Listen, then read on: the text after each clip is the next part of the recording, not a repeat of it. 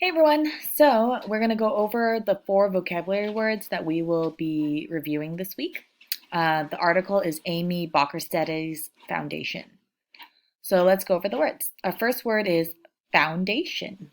Foundation. So a foundation is a group of people that helps others. In this case, Amy's foundation is helping people with special needs play golf, which is our next word, golf. Golf is an outdoor game in which players use clubs to hit small balls into holes. So this is a club. Earlier in the article, I called it a putt. I think this is a putt. I don't play golf. But so if you notice, people have a club and they hit balls. And they sometimes play in big golf courses, or they can play in smaller ones. There's also mini golf. You may have played that before. I've definitely played that. I've never played golf in a golf course. Try. To make an attempt to do something. So if you hear someone say, well, just try to lift that up, or just try to read this word. That means, just make an attempt, do your best.